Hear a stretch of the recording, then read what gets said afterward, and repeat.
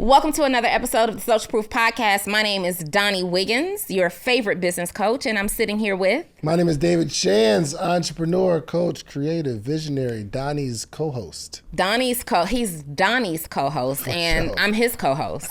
We're each other's co-host. Y'all, we've been doing this for 5 years. Mm-hmm. We're just shy of our actual 5-year mark. And you know what we've never done? Talk to me. Had like a celebration for it.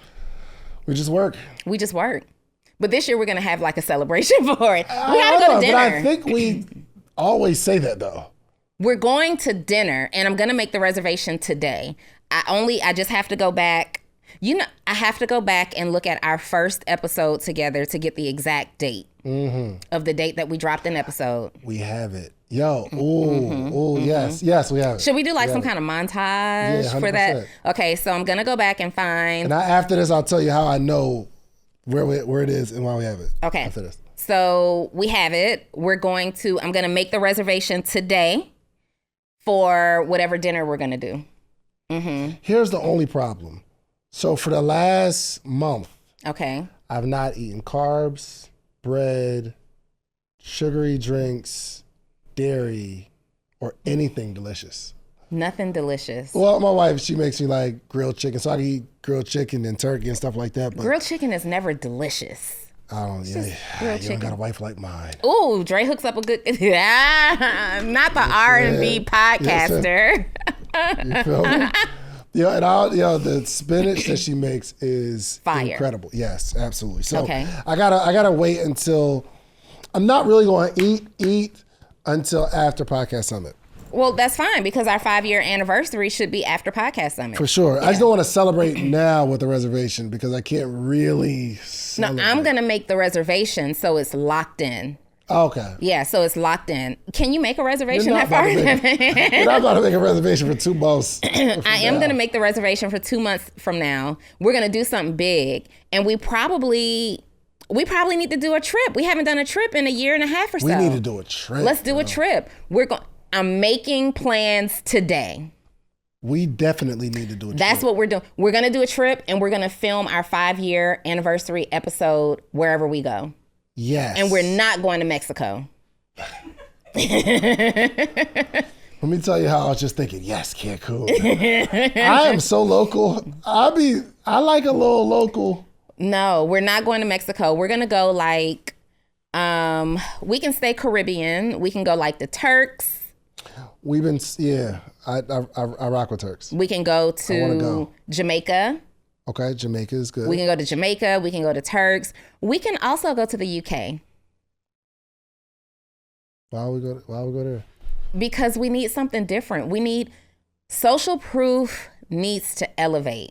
And I know that you don't like long flights. And I love beaches. I don't think. Okay, we can go to Spain. Or St. Thomas. No. You've already done St. Thomas. Yeah, but that's a nice beach. Yeah, I understand, but Spain has nice water. Aruba, is that what they're saying? The normals said Aruba. I've never been to Aruba. Yo, as long as the flight's under 4 hours, I'm good. No, but here's the thing. Go crazy. I'm willing to do up to 2 layovers. I'm not willing. I'm not willing. 2 layovers? What if we go to Ghana? And we're not. So. You don't want to go to the motherland? If I'm being honest, not really. Really? Because of the distance of the flight, the length of the flight?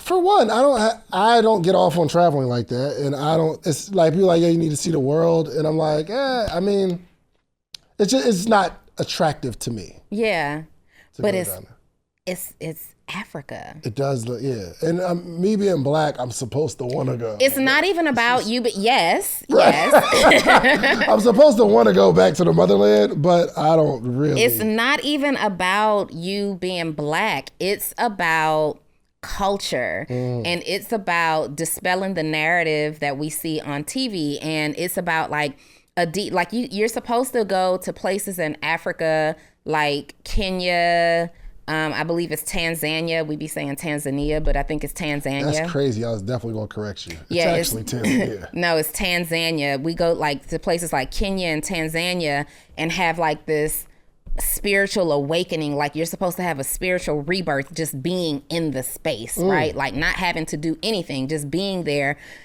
From what I understand from people who have gone, makes you feel deeply rooted and spiritually connected. Like it's time to take it to the next level. That's where we're going. We're going to Tanzania. No, it's 5 years, Dave. Tanzania? Yeah. I'm cool. We're gonna go.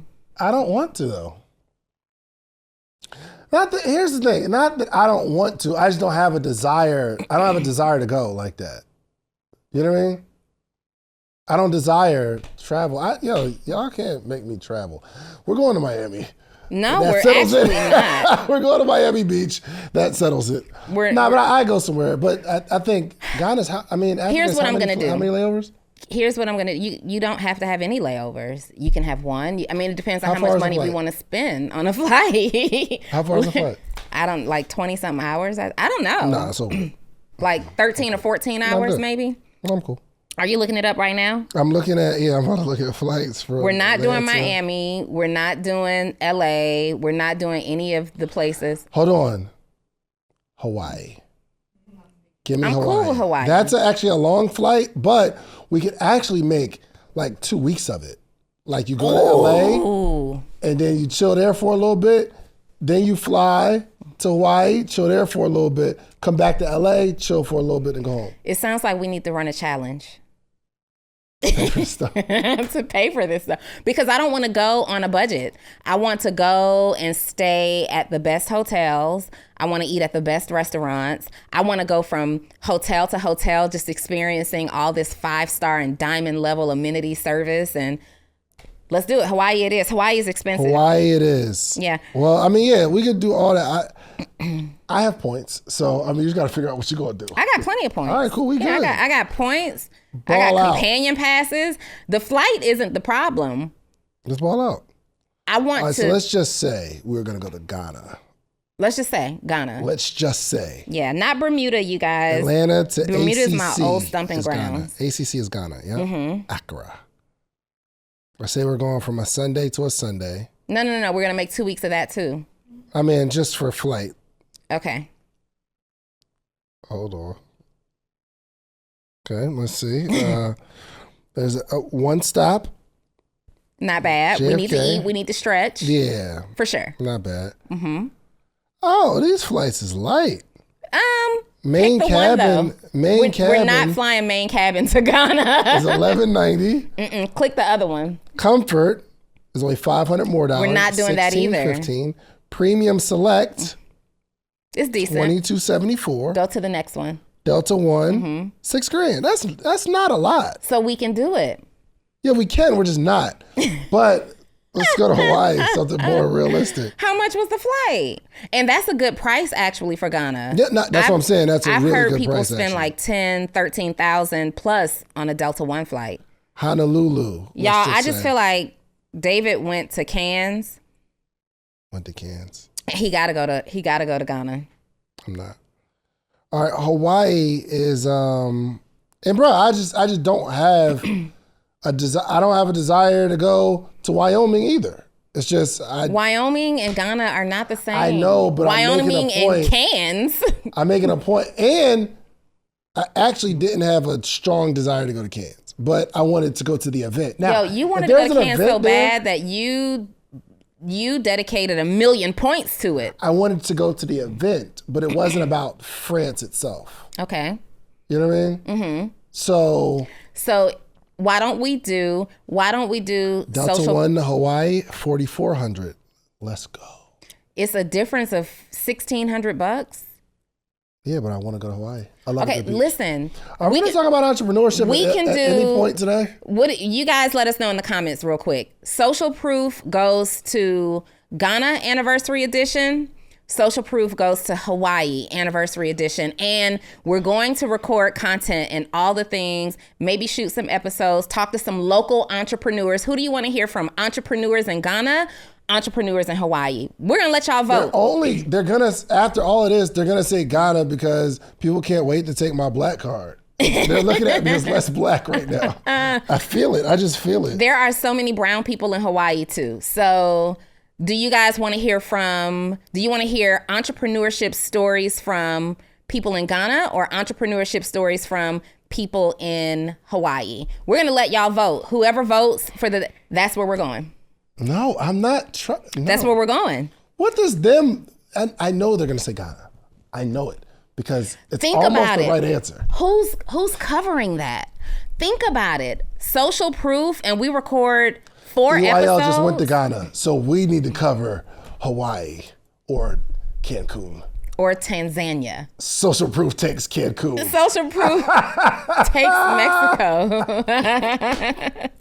Somebody voted for Hawaii. No, seriously, can you imagine we go there and we shoot 4 episodes with, is it Ghanaian? Ghanaian, is that correct? Mm-hmm.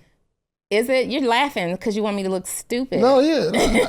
I wouldn't know. Is Ghanaian correct? Okay, we go there and we shoot 4 episodes with Ghanaian locals who are building their businesses from scratch. Because the only image of entrepreneurship that we see in Africa are like people with fruit stands. And there are people who are doing real business there, real estate developers and all kinds of people who are doing business there. I would love to speak to them and see, how we can learn.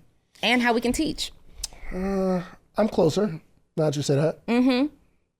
No, I think it would be powerful. So, okay, yeah. So let me show you how I think. Okay. I think in terms of what's going to happen, not where it's going to happen for me. So, like the example for Cannes, I wanted to go to Cannes for the festival. I wanted to go for the actual event, the network, and the stuff that's taking place for that particular experience. The food is horrible in France. Oh my God, terrible. So bad. I've never had worse food anywhere in my life. That is the only reason that I've not ever gone back. Paris, I took my daughter for her 13th birthday. She wanted when Deja was turning 13, she was studying Paris in social studies. Mm-hmm. And she wanted a picture for her birthday. I asked her what she wanted, and she wanted a picture of the Eiffel Tower to go over her bed because we had just moved, and she wanted that to be her bedroom decor. So for her birthday, I surprised her with a trip, and I'm like, take your own picture of the Eiffel Tower because we're going to Paris. And my daughter loves chocolate and sweets and all the things. So I was so excited to take her to Paris for all the food. We're going to eat good. That was the worst food experience I've ever experienced. Horrible. And the only thing that saved us was that I ended up meeting this chef. I had a connection from one of my neighbors who introduced me to his cousin, who had a friend who's a chef, and he shut his restaurant down for me and Deja when I told him that she had interest in being a chef. Mm-hmm. He shut the restaurant down. He owns the grocery store next to the restaurant. He took her next door, bought all the groceries, and let her come back and cook us all a meal. He taught her how to cook steak and all these things in his restaurant. And we went back there every day to eat. That's the only, because when I ordered, none of the food comes really cooked. So if you get a hamburger, it's gonna be mooing. And if you ask for it well done, there's still going to be some mood to it. But if you say, hey, a little bit more well, then the chef comes out and you've disrespected him, right? The chef's like, we don't do that here. Their ovens at that time, I don't know what they got going on now, didn't even get hot enough in the restaurants that I was choosing to cook food well done. I don't want to taste blood. You literally poke it and it's blood on the plate. Now, I was told that I went to the wrong places. Yeah. But I went to I Googled the places to go, the fine dining. I asked people before I went, where should I go?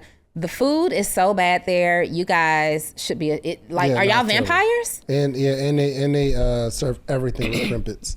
Yo, but I want to educate with croissants. Oh yeah, with croissants. Now the croissants saved my life. Oh no, yeah, fruit and croissants. Let me get that. Let me get 2 of those. But here's the thing, I gotta educate you because it's not actually blood that you're experiencing. It's actually hemoglobin. Right? You want to sit with me? You just gotta sit still. For one, I just want to educate you because I saw a TikTok video. It's not blood. It's just it's something it's called when you get rare done steak. It's not blood. Anyway, okay, here we go. A lot happened this week. A lot happened this week. A lot happened this week. A lot, yo. The world is bananas right now. Yeah. Donnie is going crazy. Not Donnie, but Donnie. Oh, I was about to say, wait, what's going on this week? Because a lot's going on this week. Donnie T has lost his mind.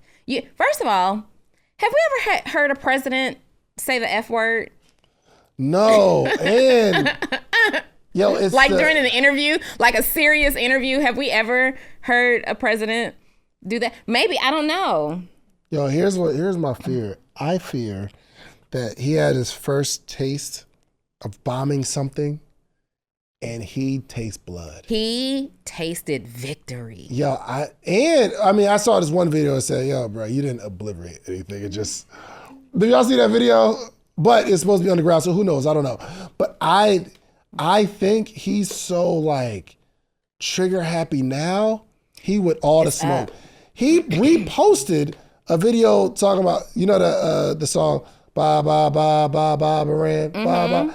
He reposted a video on his page that said ba ba ba bombs Iran or bombs on Iran, something like that. What? It's ridiculous. No, he did not. What's up with you? He was like, yo, we were supposed to be calling it a truce, but even in the truce, he's trying to make it be known you're not as powerful as us, and bruh, somebody go. I gotta find this joint. He said that for real? Yes. He said, he's a nut. Neither of them know what the F they're doing. And I said, what? I gotta find this joint, bro. It was absolutely ridiculous. So yes, that happened. What else? Anything else happen? Yeah, first, I was looking at this. I was looking this up because we was doing something in on our calls. No. We did like this game show. So I was like trying to find questions for this game show. And I found out, and I think there's going to be a good conversation. I found out there are many companies that thrived after World War II or after a war period because they were able to pivot. The power of the pivot. So I want to say it was Ford. It was a couple companies that actually stopped making cars and they started making tanks and planes. And that was the upward trajectory of their business afterwards. Yeah. Or I want to say, I think it was Sony, who started off selling rice cookers. But because of the war, they started creating electronics to assist. So I was telling, I was going through, I did a call with Actionable CEO immediately after this bombing that was done because everybody, became really fearful about the potential of another war, on the horizon and things of that nature. And we talked about things that we as entrepreneurs should be doing to survive any type of crisis situation. And pivot was one of the number one things that we talked about. And it's so interesting because as this was happening, I was in Miami at a boot camp learning how to day trade. Like this is, I don't know if you remember, me and Justin Owens used to day trade back in 2017, 18, maybe 2019. We were a part of this network marketing company together, and we would get together and day trade, and we'd be making money. Like we're making money day trading. He'd come to my condo building, we'd sit in the club room, and we had us a team of people that were day trading. But we were operating off of a guest strategy, not off of a strategic strategy, not off of strategy and understanding at all. And we would hire people to come in and teach us how to do these trades, but we never got it. So I become aware of someone else, Chris Cole, who teaches day trading. And I went to his boot camp and now I'm ready, right? What? This man is a master teacher at trading. Like he knows his stuff. Really? Language that was foreign to me. Me and Justin. When's the next class? I'll find out. Okay. Me and Justin. And it was 2 days, 1 day? It was 2 days, 2.5 days. Okay. Justin and I literally brought in other people who were really good at trading to teach us how, but we never got the concept. So we found ourselves just copying what other people said to do. And we did pretty well for the most part. I know that I got out because the method that we were using, because I didn't understand, I didn't know when to pull out of a trade. So I just didn't put what's called a stop loss on my trades. And you're sitting at the computer and you're watching it. Well, I fell asleep one day. And I lost thousands of dollars. I woke up like 12 minutes later and was sick. Like, what do you mean? What do you mean? And so I just said at that point, like, I am committed to learning. Well, years go by, you know, that's 2019, maybe 2020. We take off in 2020. Business goes to a whole other height. And I never got back around to it. And I went to that boot camp, not really sure what I would get because, like, I tried this before. I didn't get it. I couldn't understand it. Broke it down like a fifth grader. Could understand the concepts. And it moved so fast. It went from, like, here's how you look at a chart to here's advanced level language and strategy for you to learn how to actually do this. So anyway, we're going to be doing 30 trades together over the next couple of weeks, like the whole group that was there. Nice. He won't even let us go into the market on our own. We have to complete 30 trades with him, and I cannot wait because I'm about to be a trading multimillionaire. You hear me? But it brings me to the pivot because you start to think like, man, do we operate in an essential in an essential category? Like, is it actually a need? And I was looking at something that said the business categories that make the most money are going to deal with children's health, children's education, adult wealth, adult health. And there's one more. I think it was like belief or hope, something like that, right? Those are the categories that make the most money. And I'm thinking, yes, we operate in the space of adult wealth, but during the middle of like a war, is that enough? What do we do? And what I love about trading, you really got to learn how to do it. I'm gonna hook you up because what I love about it is it doesn't matter whether the economy tanks or skyrockets. You make money on the upside or the downside. Look at me talking like a trader. Come on. You make money on the upside or the downside. I love it. I love it. So I want to, I actually sent you Something? a text what I found. Yeah. But I remember as we were going through it, Coca-Cola, I think it was Coca-Cola started putting Coca-Cola plants where the soldiers were going. And that became one of the things that grew their business. McDonald's, they had a big campaign because when soldiers were coming home, they wanted some familiar food. So they wanted, it's not just the genius of Ray Kroc and all that kind of stuff, but they wanted some American food. I see this. And who else was providing burgers, fries, American food after being in war? You feel me? Like they're eating whatever they're being served in the military. But here are, I'll send you this one too.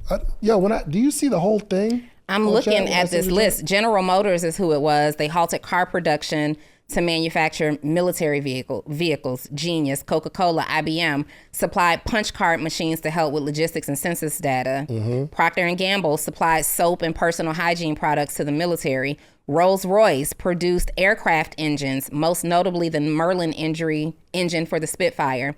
Sony, founded in post-war Japan to rebuild the country. Founded in crazy, right? Post-war Japan. That's really big because I saw this graph chart that identified the countries that had the most nuclear weapons. Japan was the one that had the least. And it was so interesting because in the comments, people were saying, number one, I don't believe, it said Japan doesn't own any nuclear weapons. And people were in the comments saying, I don't believe that. But then other people were responding that says, Japan controls all of our technology and innovation. Do you think that they couldn't put out a mathematical formula that shut us down in a heartbeat? You have no idea. And now we see Sony, which was founded in post-war Japan, rebuilt the country. Could they put in an A squared plus B squared equals C squared catastrophe? So look, there's a couple companies that pivoted, and I'll just run through these real quick. Ford Motor Company switched from cars to tanks and Jeeps, right? So somebody has a model, something's happening in the world. I change my model to fit what's happening, and then we grow. And this is a lesson for us all, right? General Electric focused on producing engines, electrical components, and radar equipment, right? But they turn wartime innovations into commercial products. Jet engines, home appliances, and power systems. DuPont, Kodak developed aerial reconnaissance film and tech for the military. Harley Davidson produced over 90,000 motorcycles for the military. So there's a need. I'll provide the need. And after the need's fulfilled, after that, you have this trusted company. So we can't just ignore the things that's happening in the world. We have to start leaning into what people want and start providing that. And I think the hardest thing is if you've been doing something for the last 5 years, 6 years, you're like, oh, I'm just gonna keep doing it, ignoring what's happening in the world. But this could be the time where the pivot truly comes and it grows your business exponentially. There are so many people right now who are tuned out. Oh, I don't want to be involved in anything political. I'm tapped out of that. I'm rising above that. My frequency doesn't align. Let me tell you something. You better start aligning with what's happening, at least being tapped into what's happening, because the economy that's happening around you, with your participation or not, will fully control what happens inside of your own business, right? And we cannot just live this hope factor that we've talked about so many times on the Social Proof podcast. You can't always live in this hope factor that says, oh, it's gonna skip me. Oh, it happens to everybody but me. These things are happening around me, but it won't happen to me. Not only can it happen to you, but also you can be missing out on major opportunities due to your unwillingness to be informed. And so you actually have to be informed. And I believe that starting with historical data, what has historically happened, that's the first thing that I did when I found out we bombed Iran, right? Okay, so now that we've bombed Iran, what could potentially happen? Well, potentially a World War III, right? Okay, well, in World War III, what were the outcomes? What were the possible outcomes? What were the possible outcomes? What did people do, number one, for survival? What did people do to survive in their businesses and keep their finances up, right? And so because we're talking about entrepreneurship, we're talking about survival in your business, we have to go back to historical data. Someone would say, oh, well, the last war happened, I don't know the year that it happened, but so many years ago, that information isn't relevant. History repeats itself every single time. Every single time. Every single time. History repeats itself. So while we may not be talking about GM and Ford Motor Company and, Sony and all these companies, now we're talking about your company and David's company and my company and all the companies that exist right now. And we have to leverage the historical data of what has happened in World War I, World War II, and all the other wars that have taken place and how businesses have survived. Number one, we can't panic. Yeah. We have to stay calm, in an environment like this. Now, of course, we heard that there was an alleged truce that was called between Iran and Israel. But then apparently at the same time that Donald was reporting a truce, Iran bombed Israel. But all of those bombs were intercepted. No catastrophic events occurred. Trump really just want to put his nose in it. Like, what y'all talking about? What y'all got going on? Y'all don't know what y'all doing. Like, it's just like, yo, yeah, bro. Sound, bro. Like, anywho. So there was supposed to be this alleged truce, and then the world for 12 hours felt calm again. And then we woke up and it was like, oh, my bad, that didn't happen. They don't know what the F they're doing, according to Donnie T. And so now it's like this unease that's back. Like, do you really just pull back? Apparently they did not. So there's still potential for more catastrophic events to occur. Yeah. We cannot operate from a place of panic and fear. And that's not what this is. This is saying, let's look at historical data so that we're prepared for whatever is happening. Yep. And I recommend that you do this, not just for your business, but period. Like, how do you survive if we gotta go dark for a minute? How do you survive? I'm 100% confident that World War III will happen. I'm 100% confident. There's going to have to be some sort of pivot involved. Like, you have to, somebody said that, and I believe this is true, it's really difficult to make the first million. or it's, the quote goes, it's impossible to make your first million. It's almost impossible to make your first million. But if you make it, the second one is inevitable. So if it's really tough. Most people will never make $1 million in a calendar year. Or, you know what I mean? You make your first million. But if you make that first one, it's a high possibility you'll make the second one because you know how to do it. But the other side of that is, I believe it's a lot harder to stay successful than it is to be successful, to become successful. To hold on to it is incredibly difficult. And not because you don't know what you're doing, but most companies just don't pivot with the time. Things change, and the longer you've been doing something, the harder it is to pivot out of that. Yeah. So Goodyear, they're making car tires, and their pivot was they started making plane tires for World War II. Also started making like blimps. So we know what the Goodyear blimp is, and we see it as like a marketing thing. No, but that was birthed out of the war. But we see what happened with Blockbuster. We see what happens with, any company that's been doing something for a very long time. Walmart is doing their very best to keep up with Amazon. So Amazon drops something, Walmart does the same thing. Oh, Amazon got some same day shipping? Oh, Walmart, we on it. So Walmart is doing their very best to keep up with what's going on. But there's a lot of electronic stores that never got online, and they're just selling out. Best Buy had better watch out and be careful. The mall. Who goes to the mall? Who goes to the mall? Who makes money in a mall? Anytime somebody tells me, I'm about to open this kiosk in a mall, I'm like, don't do that. They're like, well, you did it. It was a different time. It was a different time. And timing matters. Timing matters. Timing matters. My bread and butter was t-shirt sales. But you know what I started seeing? It became easier and easier and easier and easier for somebody to create their own t-shirt online and ship it to their company. There was a formula you had to follow. Get the design, get it printed.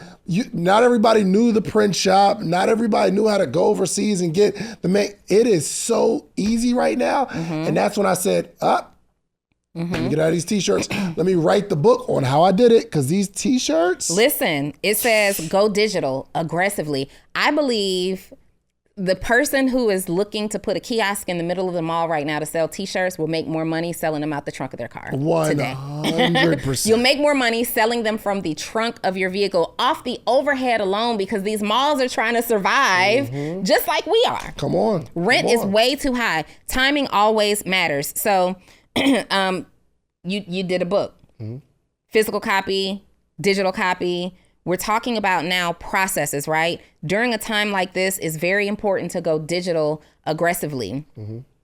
A historical example of this, during the COVID pandemic, fitness brands like Peloton, personal trainers, they pivoted to digital content and virtual memberships. Build, improve, and lean heavily into, they don't like to hear this, but here's the truth, online courses and memberships.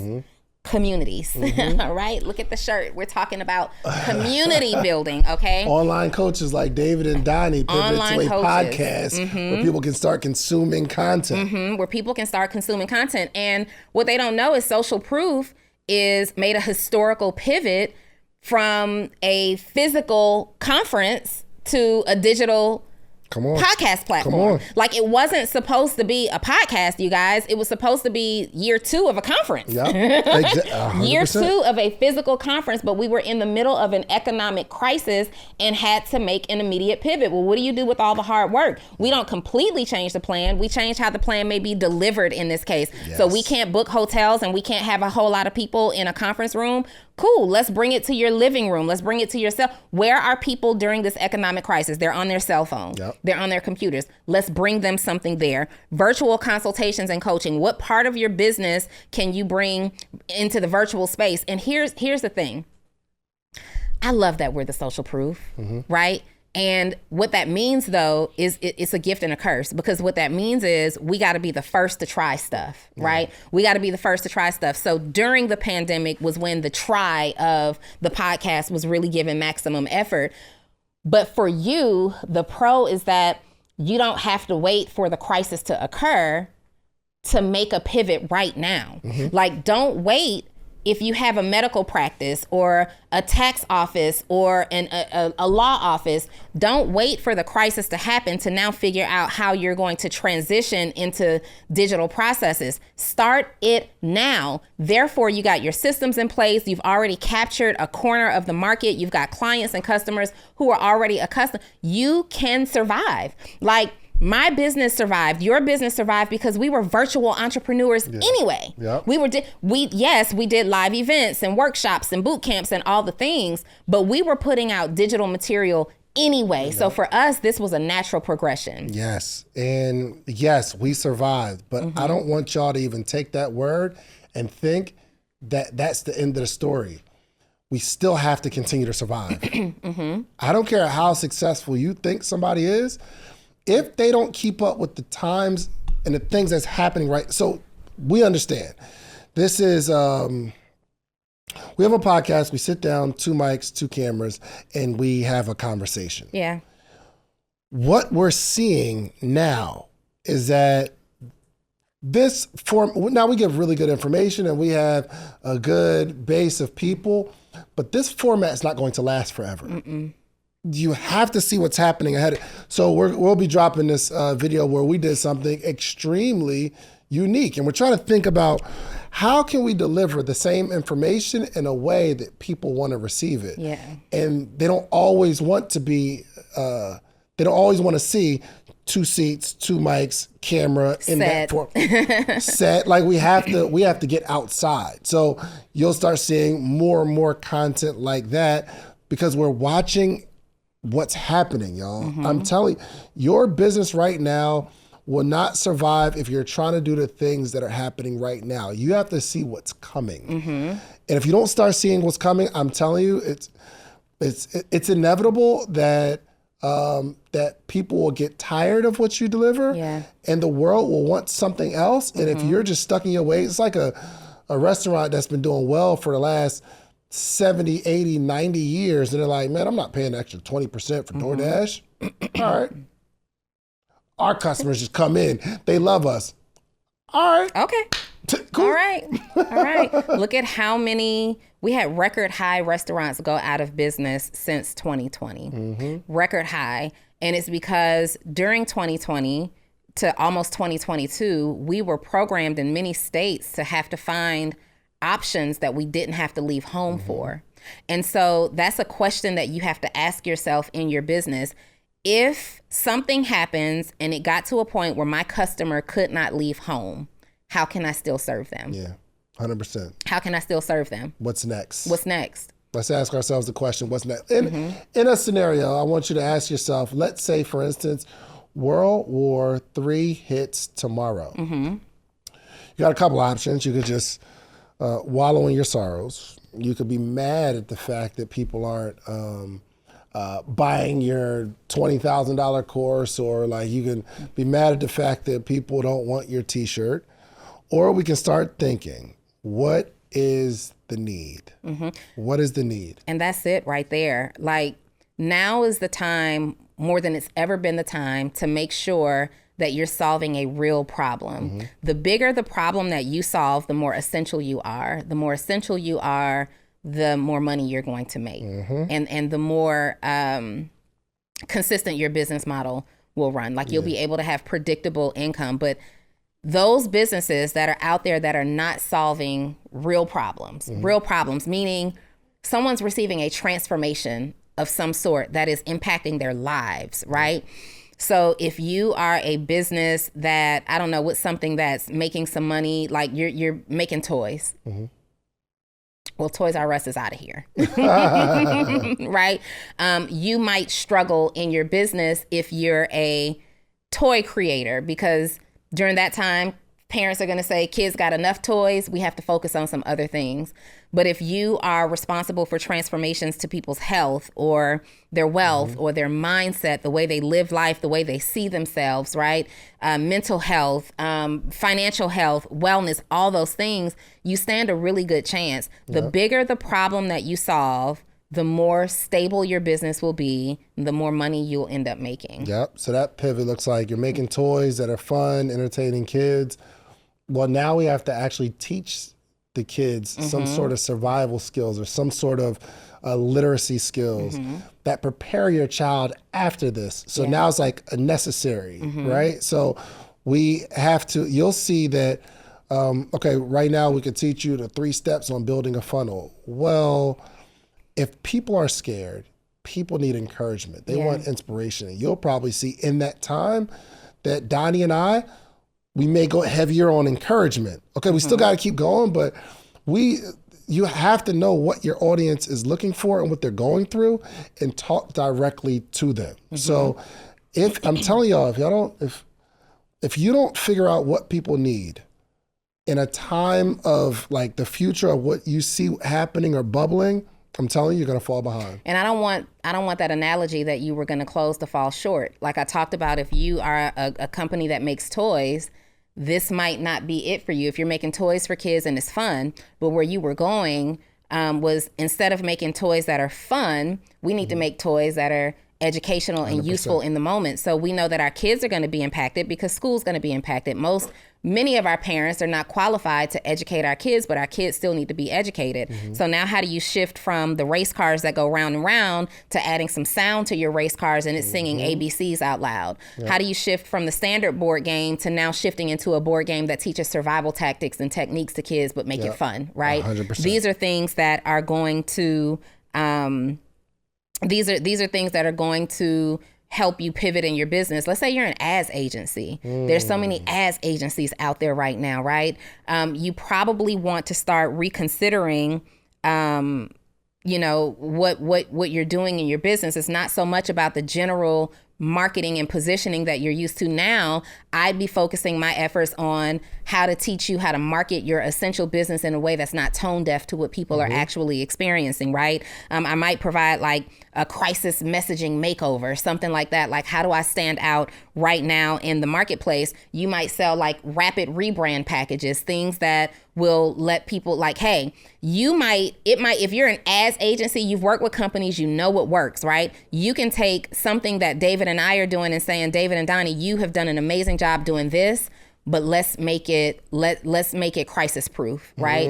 Here's what, let's do a rapid rebrand really quickly, help you put the same messaging out there, but in a way that's relevant and useful today. You've got to solve big problems. 100%. I'm gonna do something real quick on my chat GPT and ask, hey chat, I'm in the inspirational, motivational entrepreneurship space.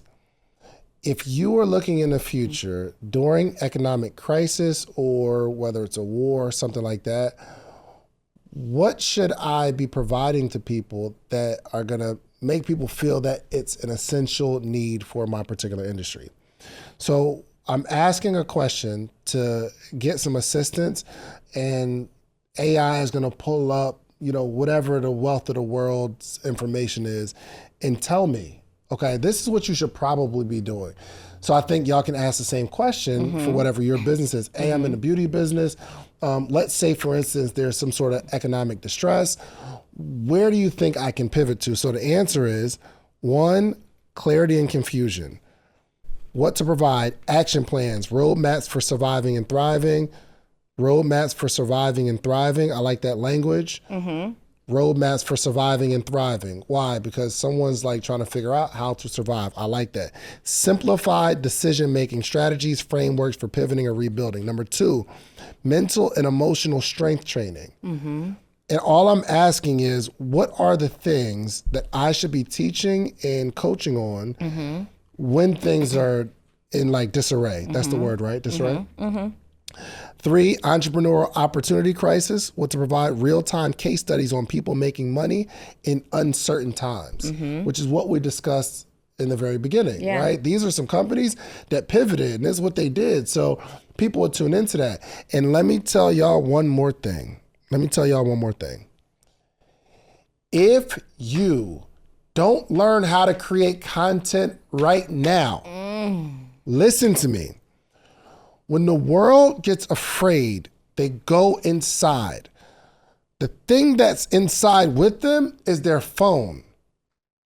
They will be looking for news updates on anything that's happening. But after a while, they stop looking at the doom and gloom and they turn to content creators.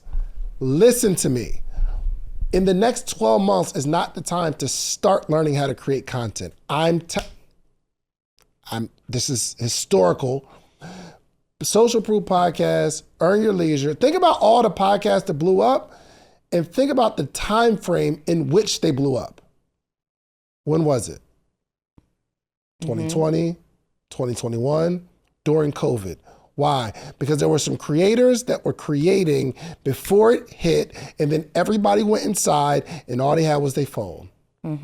People are going to consume content at a much higher level than ever before. And this is history repeating itself, because even during the times of other wars, before there was social media and cell phones, there was still content.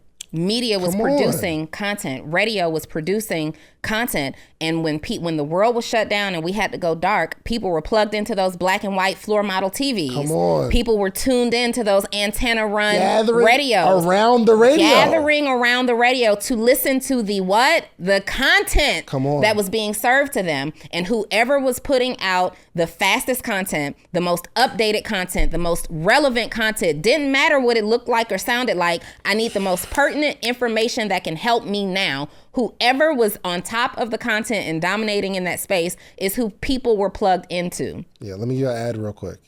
Y'all, Podcast Summit is Podcast Summit. Okay? I want y'all that's listening right now, use promo code Social Proof. This is the only conference in the world that's going to teach you how to create long-form content and also how to monetize it. If you've been sitting on the sideline, now is the time. Listen, go to podcastsummit.com, use promo code Social Proof. That is the ad part of it. But I'm telling you all, right now, I can't stress it because I know what's going to happen because we've experienced it. We experienced when people go inside, they consume content. They're not just fiddling their thumbs, and they're not just, I really wish, and there's so many people that's going to listen to this right now and they're still not going to create because I don't like the sound of my voice or I don't know what they need to say. Create a bunch of bad content right now so that you can get in the rhythm of creating content so that eventually, that's the only way you get better. Hey, can I just say this real quick? I don't listen to any of my content back. Come on. I cannot stand to hear my voice on recordings. People be like, do you watch your episodes? When you rewatch your episode, what do you... I have never rewatched a Donnie Wiggins episode about anything. I don't like it. But me putting out and producing content that is free for you guys to consume has made me millions on the back end. So I feel you. You don't like the way your voice sounds. Before we started today, the team was talking about the audio didn't sound right. And I said, let me guess, it's me, right? Did I say that? Yeah. Let me guess, it's my mic, right? Because I'm loud. My mic is always louder than David's. I have a squeaky, pitchy, raspy voice that does all these different things. I don't like it either. I didn't like when I had to show up on camera before last year with a face full of acne. I couldn't stand it. I wasn't watching. I told David I wouldn't even reshare Social Proof clips on my page all the time because I couldn't stand seeing myself with all of these massive cystic pimples on my face. But I got on the camera and I did it anyway because it's required. It's what I'm called to do. I am called to help people build a life by their own design, and the vehicle that I chose is entrepreneurship. So if I have to sit here with acne on my face, not loving the way that my voice sounds, dealing with all kinds of insecurities and doing it, and I'm your social proof, then you deserve to be somebody else's social proof. The job gets done whether you're comfortable doing it or not. Come on, I think we talked to him already. I think we did it. You want to create more content? More? Like, you can't play with me, David. I cannot. And this is why I'm known to be so direct. And this is why sometimes I'm known to be a coach that's really, really tough, because you can't see me with an excuse. Yeah. You can't see me with an insecurity that I didn't experience. You can't see me with the loss that I didn't experience. You can't see me with the fear that I didn't already experience. The difference between me and everybody else, the difference between you and everybody else, we work through fear. We work through grief. We work through loss. We work through pain. We work through illness. We work through doubt. We work through lack of clarity. We work through times of uncertainty. We do the work anyway. It doesn't always feel good, but we do the work. It doesn't always look clear, but we do the work. It doesn't always work out, but we still do the work. The difference between you and the person that you are admiring is that person is doing the work and you're not. The end. 100%. 100%. And some of us feel bad right now because they heard this message 6 years ago, 3 years ago, 4 months ago, and still did nothing. And we got to find out what to do with the feeling that they have right now. Yeah. All right, I'm ready. I'm inspired. But when you walk out of your room or you turn this episode off, you get to go back to being you. Yeah, don't church affect us. Don't church affect us. You know back what the to them church same effect habits. is? You sit in church, you write that word for word what pastor is saying. Oh, you're taking all the notes. You up here having Holy Ghost moments. The Spirit has filled you up. You're ready to run through a wall. You're doing all your praise dance and all your worship. You've taken all the notes. You're looking at your neighbor and saying, he's talking directly to me. You're looking on your neighbor on this side. You touching and agreeing because he's speaking directly to me. Pastor, how did you know that the problem that you're talking about today is the problem that I'm experiencing? I'm ready to get to work. And then you get in your car and it's time for brunch. Yep, and you answer that text and you let that boy come over that night. You let that boy come over that night and talk you out of your dream. Talk you out of your assignment. Out your drawers. And that's what's talking to you. That's who's talking to you. You let the mimosas do more work than your mind. I'm sick of it. I'm sick of it. I'm sick of it. You cannot church affect us. You gotta get to work. Stop letting that man, stop letting that woman, stop letting that parent, stop letting your children, stop letting whoever trick you out of your spot, because that's what it is. Yeah. When you have an unfocused mind, an unsteady mind, it's a trick, and the enemy will work on you. The enemy works hardest on the people who have the most to offer this world. Stop letting those mimosas, those men, those minions, all those things, those problems, that drama, trick you off your spot. We're done. Watch this back over. We out. We'll see y'all next week. Peace. No, we're not ending the live. We need to hear from y'all. What y'all think? All right, somebody said, why the cameras look so good? You just watched this whole episode. If you like this episode, watch this one right here. Click right here. You're going to like this one if you like the one you just watched. Check it out.